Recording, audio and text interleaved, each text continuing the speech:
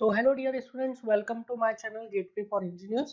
जो next topic हम start करने जा रहे हैं in photogrammetry is flight planning. Now flight planning कहने का मतलब क्या है? फ्लाइट प्लानिंग है कि हम हमारे एरियल सर्वे को किस तरीके से प्लान करें सच दैट कि हम इफेक्टिवली जितना भी ग्राउंड हमको कवर करना है वो हम कंप्लीटली कवर कर पाए according to the rules of aerial photogrammetry. So flight planning में हम क्या करते हैं? फ्लाइट प्लानिंग में हम ये डिसाइड करते हैं कि सपोज कोई एक एरिया है, उस एरिया को मुझे सर्वे करना है थ्रू एरियल फोटोग्रामेट्री। तो मैं उस सर्वे में कितने नंबर ऑफ फोटोग्राफ्स क्लिक करूंगा और किस तरीके से मैं नंबर ऑफ फोटोग्राफ्स को क्लिक करूंगा।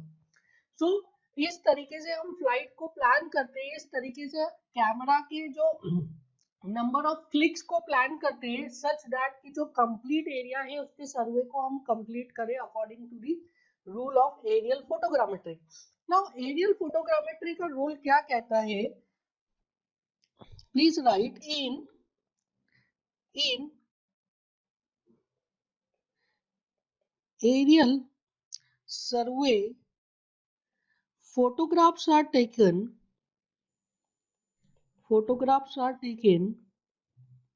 such that it must be overlapped with previously taken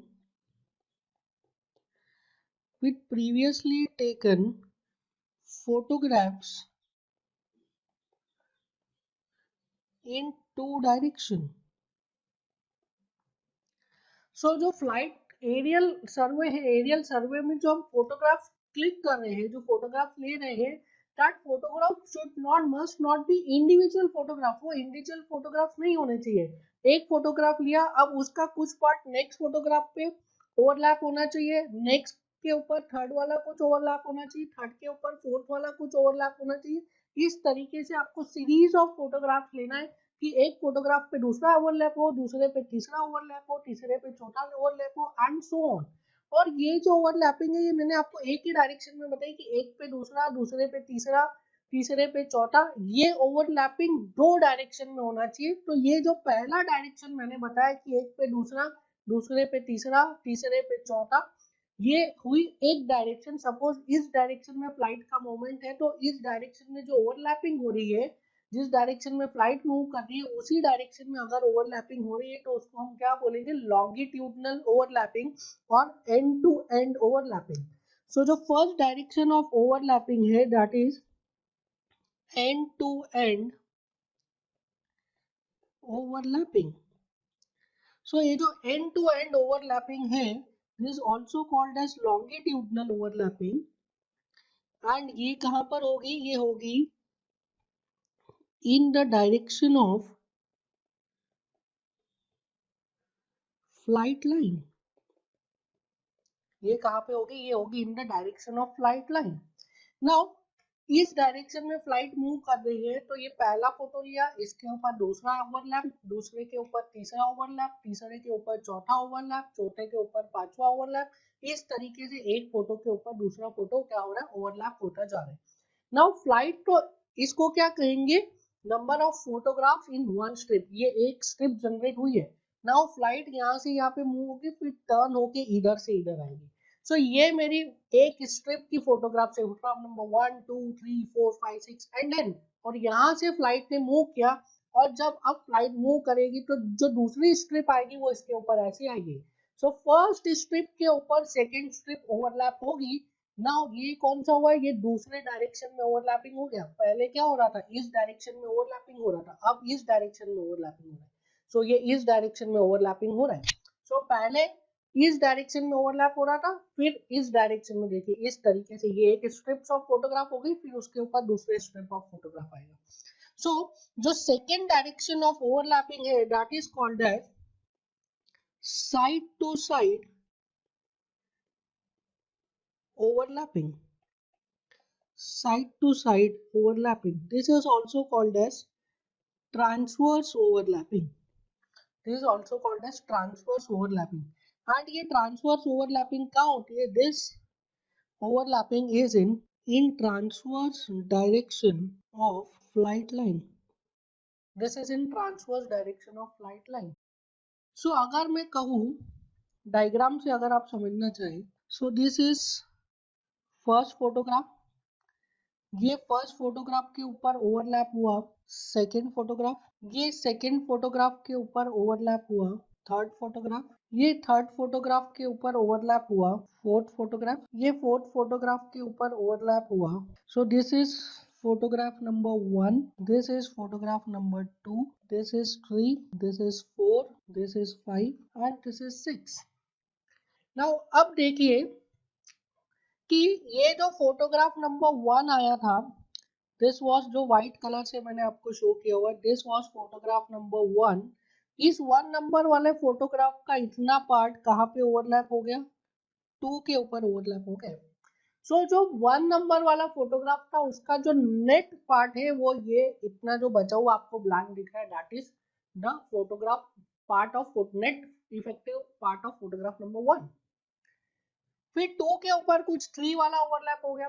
सो जो फोटो का पार्ट सपोज 1 पे एक उसने इतना बड़ा फोटो लिया, जो फोटोग्राफ नंबर 1 है वो इतना है, उसके ऊपर कुछ पार्ट 2 का ओवरलैप हो गया तो 1 का पार्ट नहीं रहेगा. जो ओवरलैप नहीं हुआ है प्रीवियस वाले से नेक्स्ट वाले से, वो वाला आपका पार्ट नहीं रहेगा फोटोग्राफ का. सो 1 के ऊपर जो 2 वाला पार्ट ओवरलैप हुआ वो 2 वाले में चला जाएगा, 1 में नहीं रहेगा. 2 के ऊपर जो 3 वाला ओवरलैप हुआ है वो 3 वाले में चले जाएगा, 2 में नहीं रहेगा. ठीक है. सो 1 के ऊपर जो पार्ट 2 का ओवरलैप हुआ है, 1 का जो पार्ट के ऊपर 2 ओवरलैप हुआ है वो 2 में चला जाएगा, 1 में नहीं रहेगा. 2 के फोटोग्राफ का वो पार्ट जिसपे 3 ओवरलैप हो गया वो 3 में चला जाएगा, 2 में नहीं रहेगा. सो 1 जो फोटोग्राफ आपने लिया है फोटोग्राफ नंबर 1, उसका जो पार्ट के ऊपर 2 फोटोग्राफ ओवरलैप हो गया वो 1 के पार्ट नहीं रहेगा. सेकेंड फोटोग्राफ जो आपने लिया है, सेकेंड फोटोग्राफ का वो पार्ट जिसके ऊपर थर्ड फोटोग्राफ ओवरलैप हो गया वो सेकेंड का पार्ट नहीं रहेगा, वो थर्ड का हो जाएगा. थर्ड फोटोग्राफ का वो पार्ट जिसपे कि फोर्थ फोटोग्राफ ओवरलैप हो गया वो थर्ड का पार्ट नहीं रहेगा, फोर्थ का हो जाएगा. इस तरीके से ये जो बना है this is called as one strip.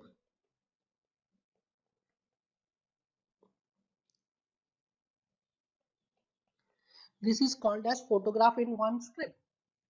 Now, अब क्या होगा, अब जो फ्लाइट है वो यहाँ से अभी फ्लाइट जा रही थी.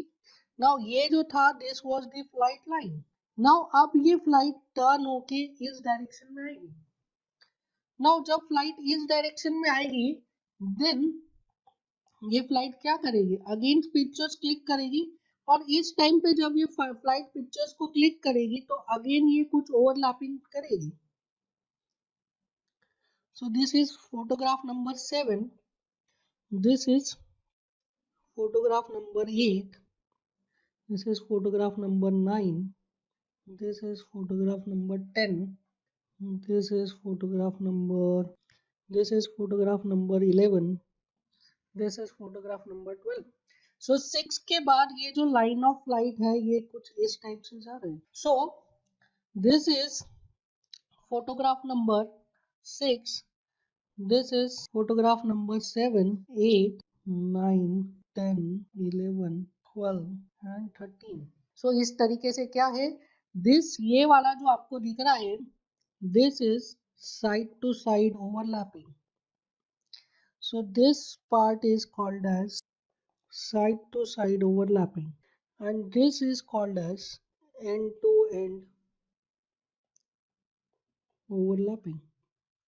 नाउ अब देखिए ये जो 1 वाला पार्ट है, जो 1 वाला फोटोग्राफ है उसका सिर्फ इतना ही part is effective. So this is called as effective part of photo number 1. अब इसको और अच्छे से समझने के लिए there is a figure for you. देखिए now this is a flight line and on this flight line ये फ्लाइट क्या कर रही है, कॉन्टिन्यूस इमेज कैप्चर करती हुई जा रही है. सो जो फर्स्ट फोटोग्राफ कैप्चर किया है, जो फर्स्ट फोटोग्राफ कैप्चर किया है यहाँ पे इज दिस, ये जो मैं आपको येलो से दिखा रहा हूँ ना, this is the first photograph. So first photograph कौन सा, येलो वाला इज द फर्स्ट फोटोग्राफ. और जो सेकेंड फोटोग्राफ कैप्चर किया वो देखिए मैं आपको ब्लू से दिखा रहा हूँ, this is the second photograph. So first photograph and second photograph आप दोनों देख सकते हैं. रेड से देखिए आप सेकेंड फोटोग्राफ को. This is the second photograph. So ये वाला जो पोर्शन है, ये वाला portion, this is called as what? This is called as end to end overlap. So ये एंड टू एंड ओवरलैप हो गया है. अराउंड इसकी वैल्यू रहती है कितना? इसकी वैल्यू रहती है 60%. अब देखिए स्ट्रिप वाइज अगर आपको देखना है तो ये सेकेंड पिक्चर में आपको दिखेगा. तो ये देखिए यहाँ पे ये जो फर्स्ट फोटोग्राफ है, इस फर्स्ट फोटोग्राफ के ऊपर सेकंड फोटोग्राफ ओवरलैप हुआ है, सेकंड के ऊपर थर्ड ओवरलैप हुआ है, थर्ड के ऊपर फोर्थ. इस तरीके से पूरी एक स्ट्रिप बनी है जिसमें एंड टू एंड क्या हुए? फोटोग्राफ्स ओवरलैप हुए. फिर फ्लाइट टर्न करके फ्लाइट ने डायरेक्शन चेंज किया है और एक स्ट्रिप के ऊपर दूसरा स्ट्रिप ओवरलैप हुआ है. That is called as lateral overlap और you can say transverse overlap.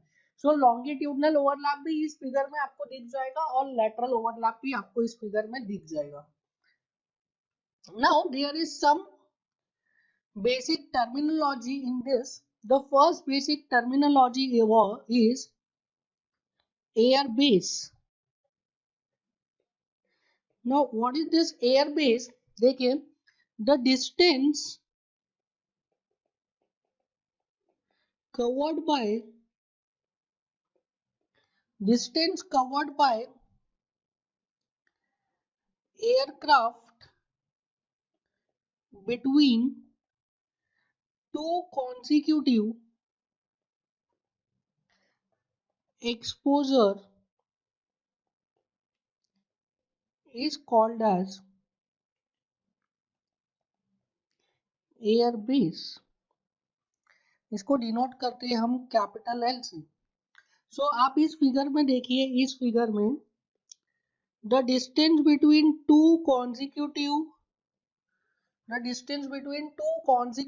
exposure is called as what? Is called as airspace. So जो दो एक फोटो क्लिक किया उसके बाद दूसरा फोटो क्लिक किया तो दोनों जो एक्सपोजर स्टेशन से उन दोनों के बीच में एयरक्राफ्ट ने कितना डिस्टेंस ट्रैवल किया है, that distance is called as air base. और यू कैन से जो दो एक्सपोजर स्टेशन से उनके बीच के डिस्टेंस को क्या बोलते हैं? उनके बीच के डिस्टेंस को बोलते हैं air base. Now next terminology is interval between exposure. Now interval between exposure का क्या मतलब है? पहला जो फोटो क्लिक किया अगर वो टाइम टी पे क्लिक किया है और दूसरा फोटो क्लिक किया है एट टाइम t+2, तो 2 क्या हो गया? That is this interval between exposure. So एक फोटो क्लिक किया एट पॉइंट टी एंड दूसरा फोटो क्लिक किया t+2, t+3 और t+x. सो दोनों फोटो के बीच का जो टाइम इंटरवल का डिफरेंस है that is called as what? Time interval between exposure. Now इसको समझने के लिए इफ इसका एक फॉर्मूला है. If the speed of aircraft is v km/h and the distance covered between two consecutive exposure along the flight line is capital L. So ये capital L क्या है? This is nothing but air base. So अगर आपको speed of aircraft दिया है और air base दिया है तो क्या आप टाइम इंटरवल कैलकुलेट कर सकते हैं? Interval between exposure. So I can write interval. This L is in meters. So interval, sorry, this L is also in kilometer. So interval between exposure अगर मैं लिखूं तो कितना आ जाएगा? L by V. अब ये L by V की value किस में आएगी? आवर्स में. बट आवर्स में पॉसिबल है क्या? It must be in seconds. So I can write 3600 into L by V. This is in seconds. So interval between exposure की अगर मैं वैल्यू देखूं तो it is 3600 into L by V seconds. 3600 into L by V seconds. So इस तरीके से क्या होता है, एयर बेस को हम डिफाइन करते हैं और इस तरीके से एक्सपोजर को डिफाइन किया जाता है, इंटरवल बिटवीन एक्सपोजर को। नाउ जो इस टॉपिक का मेन कंसर्न है हमारा, वो क्या कंसर्न है कि हमें किस तरीके से अपना एरियल सर्वे को प्लान करना है, हमें कितने नंबर ऑफ फोटोग्राफ्स लेने हैं फॉर अ पर्टिकुलर एरिया जिसको मुझे सर्वे करना है। तो उसके लिए मुझे कैसे मैं डिसाइड करूंगा कि कितने नंबर ऑफ फोटोग्राफ्स क्लिक करने हैं। So the next topic is total number of photographs. Total number of photographs, total number of photographs required to cover a given area। इसमें लिखिए आप case one is given area in the form L cross B। सो जो given area है वो आपको किस form में दिया हुआ है, वो लेंथ क्रॉस विड्थ के फॉर्म में, आपको लेंथ क्रॉस विड्थ के फॉर्म में दिया हुआ है, जो आपको given area to be surveyed आना चाहिए। Given area to be surveyed in the form L cross B. अगर जो एरिया को आपको सर्वे करना है वो किस में दिया है, एल क्रॉस बी के फॉर्म में दिया है। सो कैन आई राइट, इसको कैसे कैलकुलेट कर सकते हैं। देखिए इसका जो बेसिक कॉन्सेप्ट है नंबर ऑफ फोटोग्राफ कैलकुलेट करने का, सिंपल सा कॉन्सेप्ट है कि एक फोटोग्राफ में कितना एरिया कवर होता है उसको डिवाइड कर देंगे टोटल एरिया से, तो आपको क्या पता चल जाएगा कि नंबर ऑफ फोटोग्राफ्स। नाउ एक एरिया में कितना एरिया इफेक्टिवली कवर हो रहा है, क्योंकि फोटो तो खींच रहे हैं हम एल लेंथ का, पर उस एल लेंथ में कुछ ओवरलैप हो जा रहा है नेक्स्ट फोटो से, तो वो नेक्स्ट फोटो में चला जा रहा है। तो सिमिलरली एक स्ट्रिप आ रही है, उसमें से दूसरी स्ट्रिप उसके ऊपर ओवरलैप हो जा रही है, तो कुछ एरिया सेकेंड स्ट्रिप में चला जा रहा है। सो नेट एरिया एक फोटो का कितना आपको इफेक्टिवली मिल रहा है और वो इफेक्टिव एरिया ग्राउंड पे कितना एरिया कवर कर रहा है divided by total area of ground which is to be surveyed, उससे आपको क्या मिल जाएगा, number of total photograph. So इसमें देखिए if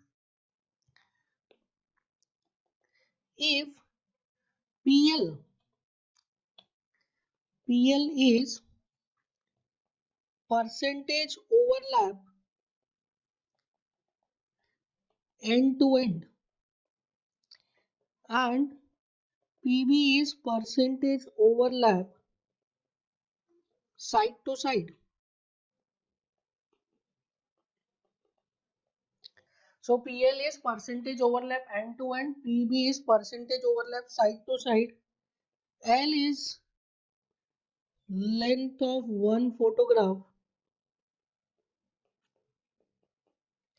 B is width of one photograph, and S is scale of photograph. S is scale of photograph.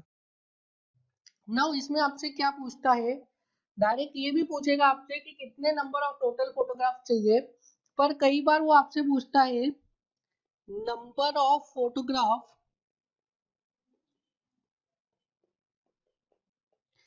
In one strip. So जब भी आपको L क्रॉस B के फॉर्म में दिया हुआ area, तो हम क्या कैलकुलेट करेंगे, number of photograph in one strip, और फिर कैलकुलेट करेंगे number of strips. So number of photograph in one strips, number of strips को मल्टीप्लाई करेंगे तो आपको क्या मिल जाएगा, total number of photograph. So number of photograph in one strip की अगर मैं बात करूं, तो सबसे पहले देखिए net length of one photograph. देखिए यहाँ पे जो लेंथ ऑफ वन फोटोग्राफ दिया है ये तो टोटल लेंथ है, यहाँ पे आप फिगर में देखेंगे। सो इस फिगर में जो ये टोटल लेंथ दिया हुआ है, सो ये जो लेंथ आ रही है this is length of one photograph L, and ये जो आ रहा है this is width of one photograph B। But इस लेंथ में से कुछ लेंथ तो क्या हो जा रही है, कुछ लेंथ ओवरलैप हो जा रही है।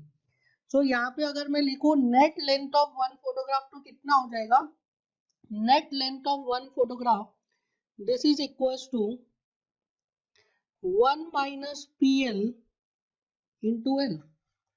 यही हो जाएगा। जो टोटल लेंथ है फोटोग्राफ की उसमें से जो ओवरलैप वाला पोर्शन है उसको माइनस कर दो। So you can write it as L minus PL into L, which is equals to 1 minus PL into L. Total length में से ओवरलैप वाला पोर्शन को हटा दिया। सपोज देयर इज 60% ओवरलैप, तो नेट लेंथ कितनी हो जाएगी 0.4 है। ठीक है, सो net length of one photograph कितना आ गया, it is 1 minus PL into L. Now net length of ground covered by one photograph. So net length of ground covered by one photograph कैसे निकाल सकते हैं, हमें एक फोटोग्राफ की नेट लेंथ पता है, हमें स्केल पता है फोटोग्राफ का, तो हम इजीली निकाल लेंगे net length of ground covered by one photograph. So net length of ground covered by one photograph is equal to 1 minus PL into L into S. This is net length of ground covered by one photograph. So from here can I write number of photographs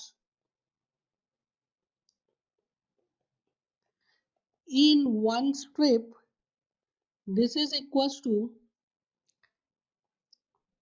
capital L upon 1 minus PL into L into S plus 1।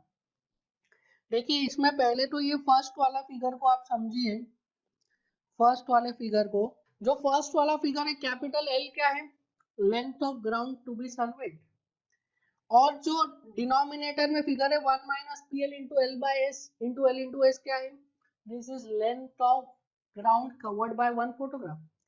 सो ऊपर numerator में क्या है total length of ground, denominator में क्या है length of ground covered by one photograph.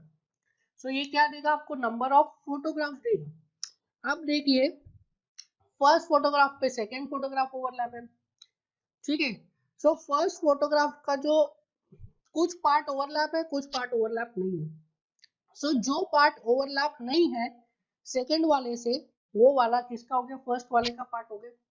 अब second photograph है उसके ऊपर थर्ड फोटोग्राफ ओवरलैप है। सो सेकंड फोटोग्राफ कौन सा होगा, जिसके ऊपर थर्ड वाला ओवरलैप नहीं है, जो इंडिविजुअल सेकंड वाला है, that is the second photograph. ऐसे ही आप देखिए जो लास्ट n-1 फोटोग्राफ है उसके ऊपर कौन सा फोटोग्राफ होगा, n नंबर का फोटोग्राफ ओवरलैप होगा। सो n-1 के ऊपर n वाला फोटोग्राफ है, तो n-1 का जो फोटोग्राफ है उसका इफेक्टिव लेंथ कितना है, जो n वाले फोटोग्राफ ओवरलैप हो रहा है उसमें वो उस वाले को हटा दो, बाकी बचा हुआ n वाले का n-1 का इफेक्टिव लेंथ होगा। अब n वाला जो फोटोग्राफ बचा है इसका इफेक्टिव लेंथ क्या है, ये n वाले का इफेक्टिव लेंथ क्या है, ये n वाले का इफेक्टिव लेंथ निकालने के लिए हमें एक और फोटोग्राफ को लेना पड़ेगा। जो n वाला फोटोग्राफ है इसके ऊपर कुछ ओवरलैपिंग नहीं है, तो ये क्या मैं पूरा ले लूंगा, ये पूरा मैं नहीं ले सकता। क्यों, क्योंकि ये एरियल सर्वे के रूल को वायलेट कर देगा। एरियल सर्वे का रूल क्या बोलता है, हर फोटोग्राफ पे कुछ ओवरलैपिंग होना चाहिए, और जो ओवरलैपिंग वाला पार्ट है वो नेक्स्ट फोटोग्राफ का पार्ट होगा, जो ओवरलैपिंग वाला पार्ट नहीं है वो इस फोटोग्राफ का पार्ट होगा। सो जो लास्ट वाला फोटोग्राफ है एन फोटोग्राफ, उस पे कोई ओवरलैपिंग नहीं है, तो मुझे क्या करना पड़ेगा, एक और फोटोग्राफ लेना पड़ेगा, एंड जो एक n+1 फोटोग्राफ लूंगा मैं, वो n वाले के ऊपर कुछ पोर्शन ओवरलैप कर देगा, जो n वाले का पोर्शन ओवरलैप नहीं हुआ है वो n वाला फोटोग्राफ का इफेक्टिव लेंथ हो जाएगा, और n+1 को हम कोई यूज नहीं करेंगे, बट फोटो खींचना इज कंपल्सरी। सो हम कितने फोटो लेंगे, L upon 1 minus PL into small l into s plus 1, एक फोटो, हर स्ट्रिप में एक फोटो हम एक्स्ट्रा लेंगे, हर स्ट्रिप में एक फोटो हम एक्स्ट्रा लेंगे। So this is the number of photograph in one strip, number of photographs in one strip. Now next देखिए, नेक्स्ट हम कैलकुलेट करेंगे number of strips, number of strips. So पहले हमने कैलकुलेट किया number of photograph in one strip, अब हम क्या calculate करेंगे, number of strips. Now number of strips भी सेम कॉन्सेप्ट पे ही कैलकुलेट करेंगे, that is can I write net width of one photograph। सो जो फोटोग्राफ का विड्थ है वो तो ज्यादा है, पर उस विड्थ पे दूसरी स्ट्रिप ओवरलैप हो गई है, तो एक स्ट्रिप पे दूसरी स्ट्रिप ओवरलैप हो गई, जो फोटोग्राफ का कंप्लीट विड्थ है उसका कुछ पोर्शन ऑफ विड्थ दूसरी स्ट्रिप से ओवरलैप्ड है, दैट मींस जो नेट विड्थ है फोटोग्राफ की वो कम हो जाएगी। So can I write it is b minus pb into b, लिख सकते। So it is 1 minus pb into b, net width of one photograph आ गया 1 minus pb into b। So net width of ground covered by one photograph, net width of ground covered by one photograph कैसे निकालेंगे? Net width of one photograph पता है, scale पता है, multiply कर दो, you will get net width of ground covered by one photograph. So this is equals to 1 minus pb into b into s, this is net width covered by one photograph। now total number, total नहीं लिखते हैं, total बाद में लिखेंगे। So number of strips required कितना हो जाएगा? Total width of ground to be surveyed कितना है? It is capital B, total width of ground to be surveyed capital B है, डिवाइडेड बाय एक जो फोटोग्राफ है वो कितनी विड्थ को कवर कर रहा है, ग्राउंड पे कितनी विड्थ को कवर कर रहा है। So 1 minus P B into B into S plus one यहाँ पे भी आएगा। ये फर्स्ट स्ट्रिप है, फर्स्ट स्ट्रिप पे ओवरलैप हुआ सेकंड स्ट्रिप पे ओवरलैप हुआ थर्ड स्ट्रिप, ऐसे n माइनस वन स्ट्रिप पे ओवरलैप हुआ n स्ट्रिप। तो जब n माइनस वन स्ट्रिप पे ओवरलैप हुआ n स्ट्रिप, तो जो रेस्ट पोर्शन था जिस n माइनस वन का जिसपे कुछ ओवरलैपिंग नहीं है वो क्या हो गया? n माइनस वन स्ट्रिप का इफेक्टिव पार्ट हो गया। पर अब जो ये n स्ट्रिप है इसके ऊपर कुछ ओवरलैपिंग नहीं है, अब इसका इफेक्टिव पार्ट निकालने के लिए मुझे क्या करना पड़ेगा? n प्लस वन स्ट्रिप को एडिशनल फोटोग्राफ क्लिक करने पड़ेंगे। n स्ट्रिप के इफेक्टिव पार्ट को निकालने के लिए मुझे क्या करना पड़ेगा? n प्लस वन स्ट्रिप बनानी पड़ेगी। सो n प्लस वन स्ट्रिप जो बनाएंगे वो क्या करेगी? n स्ट्रिप के ऊपर ओवरलैपिंग करेगी, और जो n स्ट्रिप का बचा हुआ पार्ट है वो n स्ट्रिप का इफेक्टिव पार्ट हो जाएगा। And n plus one strip हमने क्यों बनाई है? n स्ट्रिप के इफेक्टिव पार्ट को कैलकुलेट करने के, अदरवाइज n प्लस वन का कोई यूज नहीं है। सो बट हमें स्ट्रिप तो एक एक्स्ट्रा बनानी पड़ेगी, that is why it is p upon b, p upon 1 minus pb into b into s plus one इसलिए लगाते हैं। सो can I right from here total number of photographs, if I write it as n1 and this one as n2, so total number of photograph क्या हो जाएगा? n1 into n2। now this is the exact calculation, this is called as exact calculation and the exact number of photographs required। now this is the case 1, case 2 देखते हैं अब हम। Case 2 में क्या बोल रहा है? केस 2 में बोल रहा है कि if area to be surveyed is given in the form of A, जो एरिया टू बी सर्वेड है वो L क्रॉस B के फॉर्म में नहीं दिया, डायरेक्टली आपको A दिया है। So you can write number of photographs required, total number of photographs required is equals to capital A upon small a, where small a is the area covered by one photograph,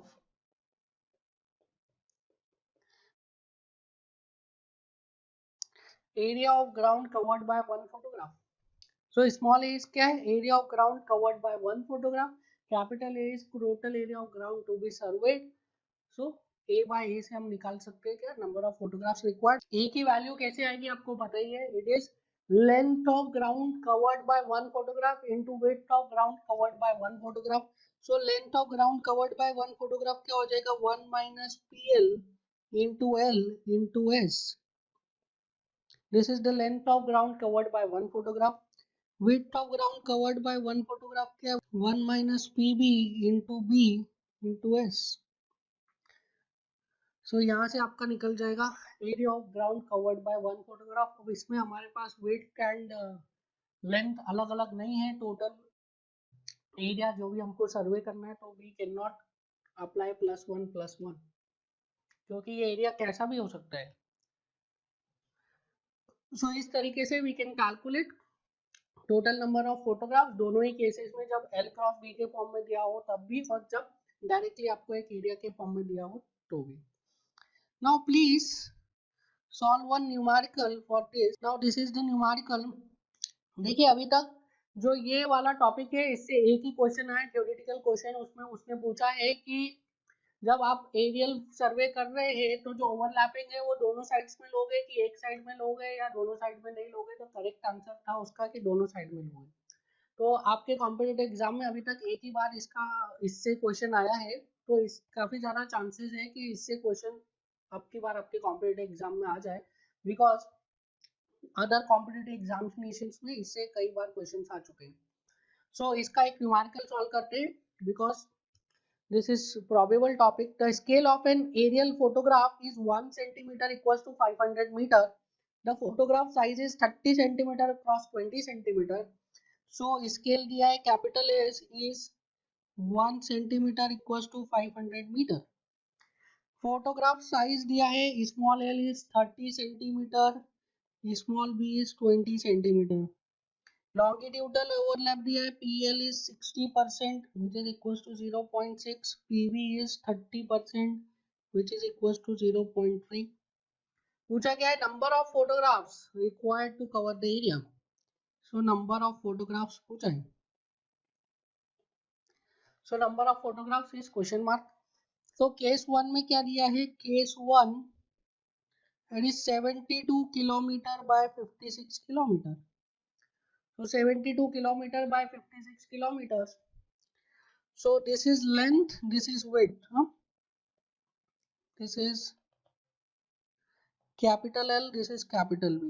ठीक है, इसमें confuse नहीं होना कि 56 को L ले सकते क्या. वो नॉर्मली आपको क्वेश्चन में देगा अलग अलग. अगर नहीं देता है तो जो ज्यादा वाला डायमेंशन है उसको आप लेंथ में कंसिडर करेंगे और आप कंपेयर करेंगे. जो फोटोग्राफ का साइज है वो 30x20 है तो उधर भी आप ज्यादा वाले को L लेंगे. नाउ इसको कैसे सॉल्व करेंगे? हमने अभी कॉन्सेप्ट देखा है, that is number of photographs in one strip calculate कर लेते हैं. कैसे आएगा ये? सो net length of one photograph कितना हो जाता है? 1 माइनस PL इंटू L. सो ये इजीली हो जाएगा 1 माइनस 0.6 इंटू 30, ये आ जाएगा 12 सेंटीमीटर. देखिए इसमें कोई फॉर्मूला आपको याद रखने की जरूरत नहीं, सिंपल मैथमेटिक्स है, सिंपल यूनिटरी मेथड है. सो एक फोटोग्राफ का लेंथ आ गया 12 centimetre.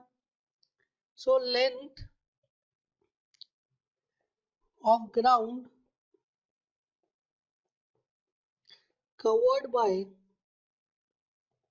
one photograph, this is equals to 12 centimetre. और क्या स्केल दिया है? Scale is 1 centimetre is equals to 500 metre into scale. So 12 into 500 ये किसमें आएगा? मीटर्स में. सो कितना हो गया ये? 6000 meters which is equals to 6 kilometer. So एक जो फोटो है वो ग्राउंड पे कितना लेंथ कवर कर रहा है? 6 kilometer. So number of photograph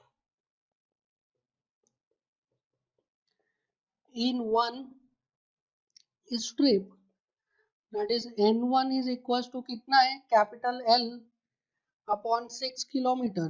capital L कितना दिया आपको क्वेश्चन में, that is 72 kilometer. So it is capital L upon 6 plus 1। Plus 1 का कॉन्सेप्ट आपको याद है ना, so L by 6 plus 1, so 72 by 6 plus 1, तो 72 बाय 6 इज कितना आता है 12 प्लस 1। तो number of photograph in one strip कितना हो गया 13। सिमिलरली आप कैलकुलेट करेंगे number of strips. So number of strips calculate करने के लिए आप देखिए net weight of one photograph, this is equal to 1 minus P V into बी। पीवी कितना दिया आपको 30% और बी कितना दिया है 20 सेंटीमीटर। सो 1 माइनस 0.3 इंटू 20 सेंटीमीटर, सो ये वैल्यू आ जाएगी आपकी 14 centimetre. So net width of one photograph कितना हो गया 14 centimetre. So can I right width of ground covered by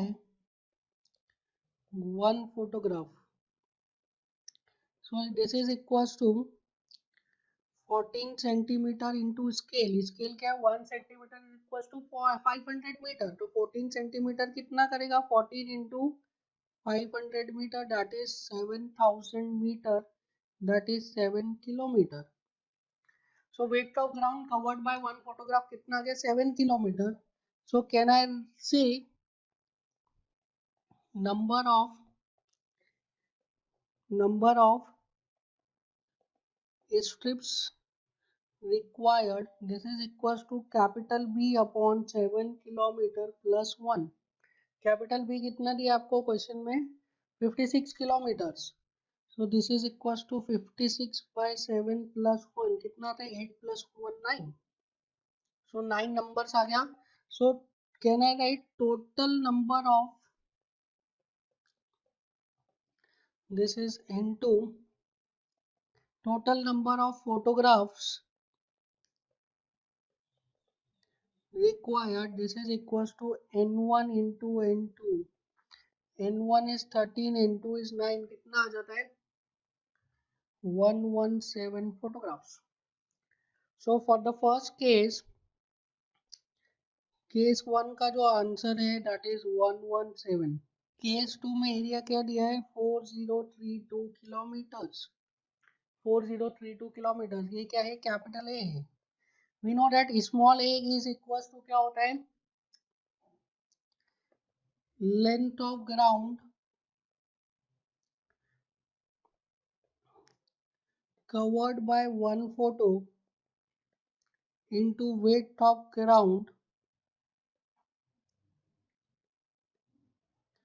covered by one photo, और ये तो आपने कैलकुलेट किया था अभी, length of ground covered by one photo कितना है it is 6 kilometre and width of ground covered by one photo कितना है it is 7 kilometre. So area of ground covered by one photo कितना आ गया 6 kilometre into 7 kilometre, so this is 42 kilometre square, this is how much 42 kilometers square।